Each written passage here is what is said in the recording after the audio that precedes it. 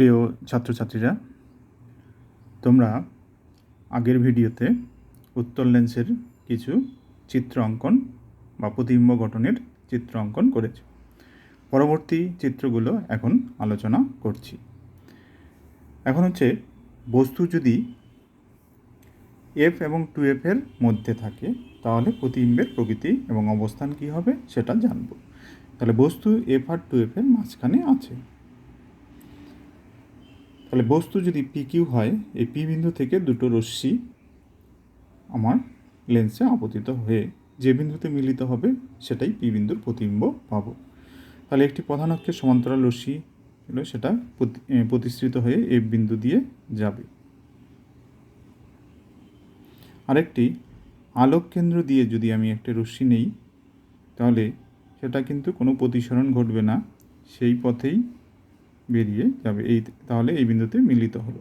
এখানেই আমরা পি এর প্রতিবিম্ব পাওয়া যাবে। এখান থেকে প্রধান অক্ষের উপর লম্ব টানলে তাহলে PQ এর প্রতিবিম্ব স্মল PQ পেলাম। এখন তাহলে প্রতিবিম্বের অবস্থান কোথায় হলো? প্রতিবিম্বের অবস্থান হচ্ছে 2F এর বেশি দূরত্বে বা 2F এর বাইরে। প্রতিবিম্বের অবস্থান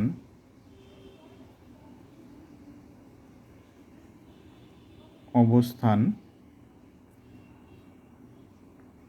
2F এর বেশি দূরত্বে বা 2F এর বাইরে। এই 2F বিন্দু বা দূরত্বটা আছে 2F দূরত্ব, তার বাইরে প্রতিবিম্ব গঠিত হলো। এর প্রকৃতি কি? প্রকৃতি সৎ।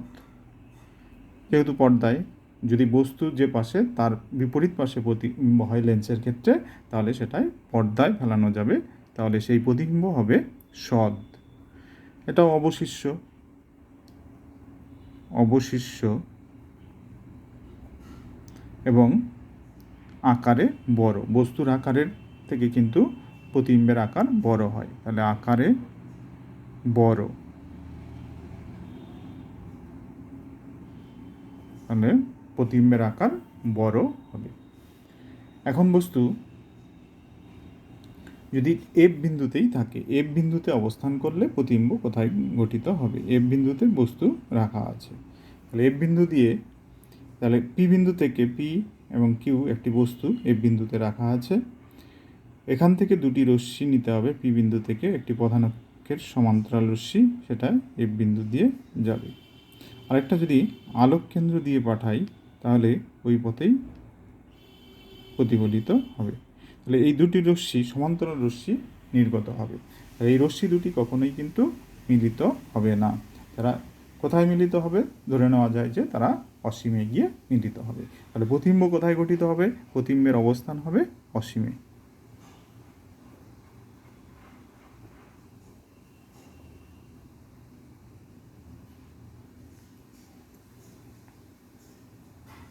প্রতিবিম্বের অবস্থান হচ্ছে অসীমে। প্রতিবিম্বের প্রকৃতি কী হবে? যেহেতু বস্তু যে পাশে তার বিপরীত দিকেই প্রতিবিম্ব গঠিত হচ্ছে অসীম দূরত্বে, তাহলে প্রকৃতি হচ্ছে সৎ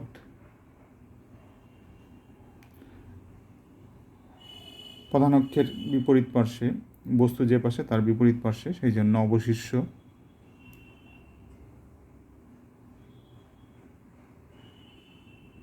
এবং আকারে বড় প্রতিবিম্ব গঠিত হবে।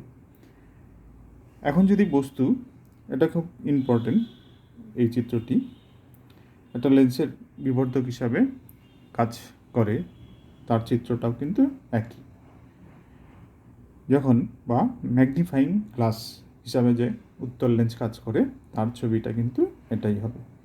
বস্তু এফ আর ও মানে আলোক কেন্দ্র আর এফ, তাহলে আলোক কেন্দ্র ও ফোকাস বিন্দুর মাঝে যদি বস্তু রাখা যায় তাহলে এর প্রতিবিম্ব কীরূপ হবে? এখান থেকেও প্রধান অক্ষের সমান্তরাল দুটি রশ্মি নিব। একটি প্রধান অক্ষের সমান্তরাল, আরেকটি হচ্ছে সেটা এফ বিন্দু দিয়ে যাবে, আরেকটি ও বিন্দু দিয়ে। তাহলে এই দুটো রশ্মি কিন্তু সামনের দিকে বর্ধিত করলে কখনোই মিলিত হবে না, কিন্তু এই দুটো রশ্মিকে যদি আমি পশ্চাতে বর্ধিত করি,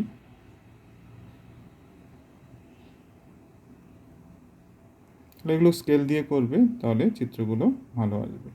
তাহলে মনে হবে একটা বিন্দুতে থেকে রশ্মিগুলো আসছে। সুতরাং এই পি বিন্দুর প্রতিবিম্ব হবে এই স্মল পি। তাহলে এখান থেকেই আমি প্রধান অক্ষের উপর অভিলম্ব টানলে আমরা এই কিউ বিন্দুর প্রতিবিম্ব স্মল কিউ পাবো। তাহলে এই ক্ষেত্রে কিন্তু সব ক্ষেত্রেই কিন্তু আমরা সৎ প্রতিবিম্ব পেয়েছি। এটাই কিন্তু বস্তু যে পাশে প্রতিবিম্ব বস্তুর একই দিকে বস্তুর পশ্চাতে গঠিত হবে। তাহলে এখানে প্রতিবিম্ব কিন্তু সেই জন্য অসৎ। তাহলে প্রতিবিম্বের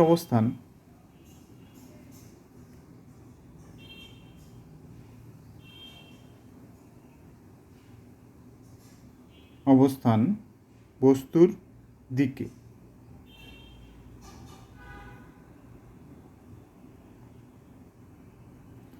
প্রকৃতি কি? দেখো, এটা কিন্তু বস্তু যেদিকে সেই দিকেই, সেই জন্য প্রতিবিম্বটা হচ্ছে অসৎ।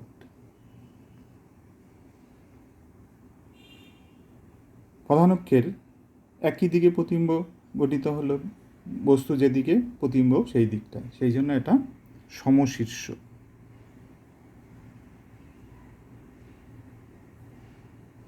এবং আকারে কিন্তু বড়, তাহলে বড় প্রতিবিম্ব, বিবর্ধিত প্রতিবিম্ব পাওয়া গেল।